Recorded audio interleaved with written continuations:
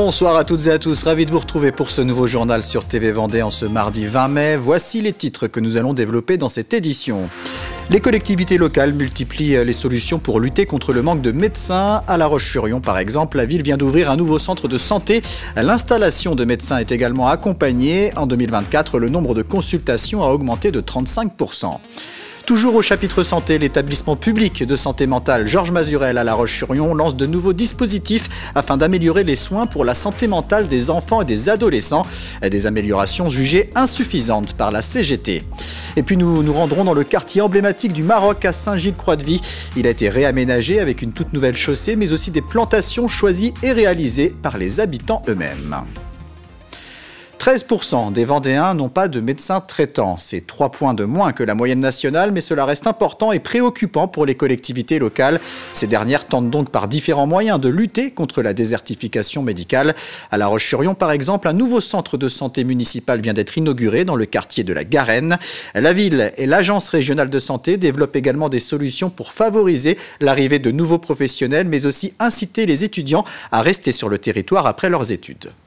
Les médecins, alors on les reçoit, on leur fait visiter la ville, on les accompagne aussi au niveau du logement, au niveau de leur famille, c'est-à-dire pour trouver aussi des places de crèche, pour les accompagner aussi des inscriptions au niveau des écoles, au niveau sur le plan professionnel aussi. On va signer une convention avec la CCI justement pour les accompagner sur le plan professionnel. Donc là, ça fait partie en fait, en quelque sorte, on essaie de créer un écosystème autour justement de l'accompagnement à l'installation des médecins. Alors aujourd'hui, en fait, effectivement, on doit avoir une action coordonnée. Ça, c'est extrêmement important, en fait, avec l'ensemble des acteurs de santé et les élus, pour attirer et fidéliser les médecins. C'est comme ça qu'on va réussir, effectivement, à apporter des solutions concrètes et pragmatiques à l'ensemble des habitants et des populations, et notamment aujourd'hui des quartiers, avec cette antenne de la Garenne.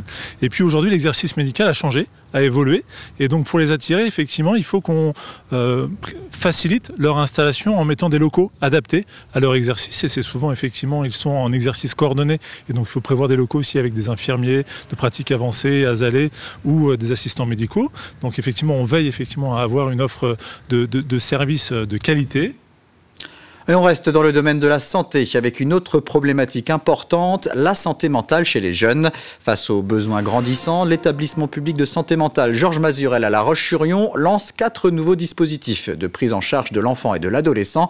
Un centre d'accueil, des hôpitaux de jour intensifs à réponse rapide, des équipes d'intervention mobile ou encore un dispositif soins-études sont mis en place. Pour en savoir plus, on retrouve sur place Louise Viadger. Les besoins sont importants dans un contexte difficile pour la démographie médicale. On estime qu'il faudrait 10 pédopsychiatres supplémentaires en exercice. Je suis avec Corinne Delon-Sommier, pédopsychiatre, chef du pôle Vendée-Océan en pédopsychiatrie et présidente de la commission médicale de l'établissement. Alors l'inauguration de ces 4 nouveaux dispositifs seront-ils suffisants pour répondre à la demande ? Oh, certainement pas. C'est vrai qu'aujourd'hui, les demandes sont très importantes. On a pu assister à cette croissance des demandes et pour autant à des contraintes sur le plan démographique qui ne nous permettent pas d'être aussi optimal qu'on le voudrait. Mais pour autant, je pense que c'est un plus dans la réponse que l'on peut apporter à la population. Parce qu'il y a dans ces dispositifs des besoins. Ça répond à des besoins d'aujourd'hui, des besoins d'hospitalisation de jour, intensifs que l'on n'avait pas suffisamment jusque-là et des besoins aussi de réponse de crise avec le centre d'accueil et de crise pour adolescents ainsi que des réponses pour les adolescents en décrochage scolaire auxquels répond le dispositif soins-études Kéros. Donc je pense que c'est réellement aujourd'hui un plus important pour le département. Et par exemple, pour les familles vivant éloignées de La Roche-sur-Yon, que proposez-vous? Alors justement, ces dispositifs ont en plus de l'hôpital de jour à réponse rapide, des équipes mobiles associées qui se déplacent sur tout le département, sur l'ensemble du département, et qui viennent dans les familles elles-mêmes pour aider à supporter ces difficultés importantes que les familles rencontrent avec les jeunes en difficulté. Voilà, donc si on doit retenir un numéro en cas de besoin, en cas d'urgence... je pense qu'aujourd'hui, dans le contexte... dans lequel aujourd'hui il y a beaucoup de crises suicidaires, c'est le 3114 qu'il faut vraiment répandre et qu'il faut dire, puisqu'après eux ils dirigent vraiment après un temps d'écoute vraiment important, puisque c'est des professionnels, ils dirigent vers les professionnels adaptés sur place, au plus proche du domicile. Et même si ces nouveaux dispositifs doivent permettre d'améliorer la prise en charge de jeunes patients souffrant de problèmes de santé mentale, cela reste insuffisant pour la CGT du centre hospitalier Mazurel. Le syndicat estime que ces mesures ne sont pas à la hauteur de la détresse des jeunes et de leurs familles. Il pointe notamment du doigt le manque de moyens et un nombre trop important de postes de pédopsychiatres non pourvus. Les remontées donc, de nos collègues sont sur plusieurs tableaux. D'une part, il y a donc l'allongement des délais, il y a des glissements de tâches qui s'opèrent du fait du manque de médecins. Il y a un retard de diagnostic qui peut être très préjudiciable aussi pour les patients. Et puis, il y a donc cet accès aux soins qui est vraiment problématique en termes de délai. Par défaut, encore une fois, cette structure, pour ne parler que de la structure d'hospitalisation temps plein, par défaut, sa vocation, c'est d'accueillir des patients pour une durée courte, mais on sait aussi qu'il y a de nombreux patients qui auraient besoin d'hospitalisation plus longue, et là, pour l'instant, on n'a pas de solution à leur offrir ici, quoi.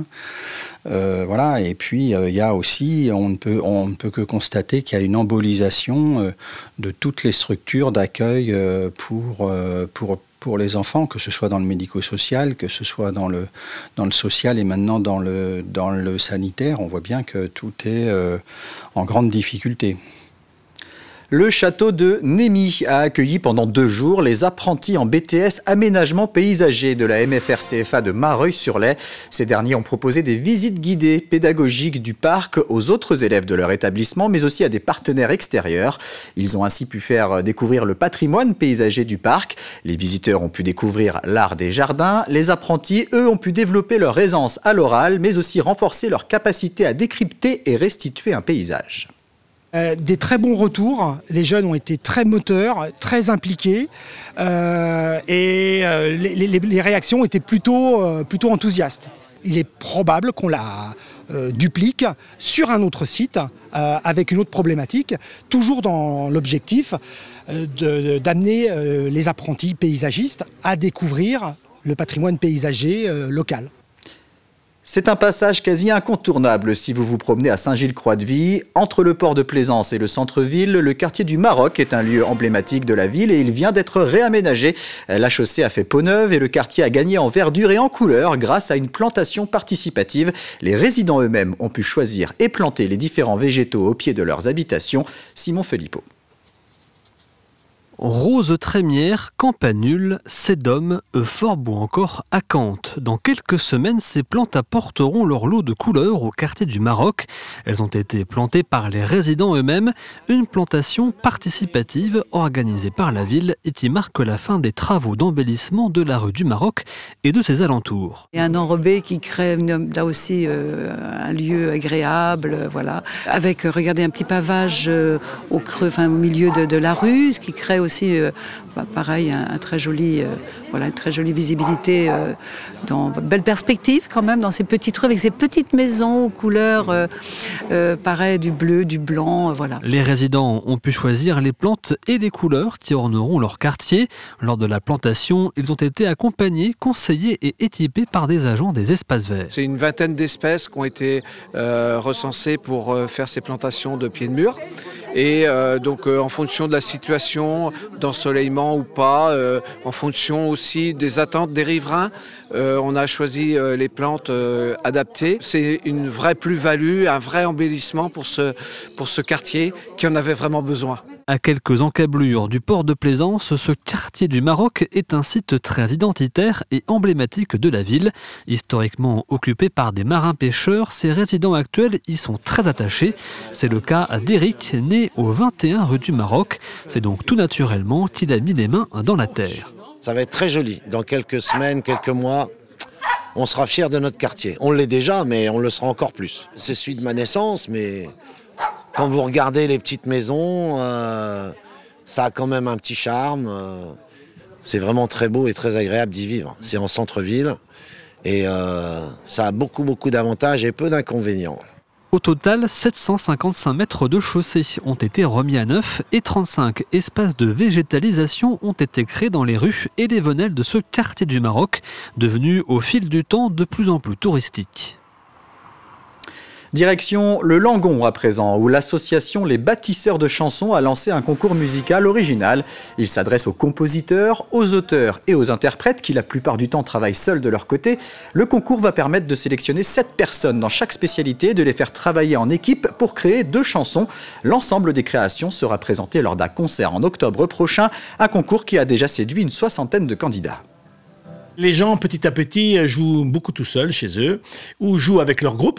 3 ou 4 personnes qui jouent ensemble, mais connaissent assez peu ce qui se fait par ailleurs. Et donc l'idée du concours Bâtisseurs de chansons, c'est de provoquer des rencontres entre des compositeurs qui pourront travailler ensemble, et puis aussi entre des auteurs qui écrivent des textes, parfois tout seuls chez eux, et qui n'ont personne pour les chanter. Alors il y a des gens qui font les 3 choses, mais pour ce concours, ils se choisiront une spécialité, soit compositeur, soit auteur, soit interprète. 60 candidats se sont inscrits, ça a vraiment été étonnant, un mélange des genres, des musiques, et je pense que nous pourrons créer les 7 équipes qui ont été envisagées, parce que le niveau est quand même assez élevé. Ça se concrétisera donc par le concert le 24 octobre au Langon, avec 2 journées de résidence où ils pourront effectivement se rencontrer, échanger et peut-être créer des affinités. C'est la fin de cette édition. Prochain point sur l'actualité dès 7 h ce mercredi dans la matinale présentée par Simon Philippot. Passez une excellente soirée sur TV Vendée.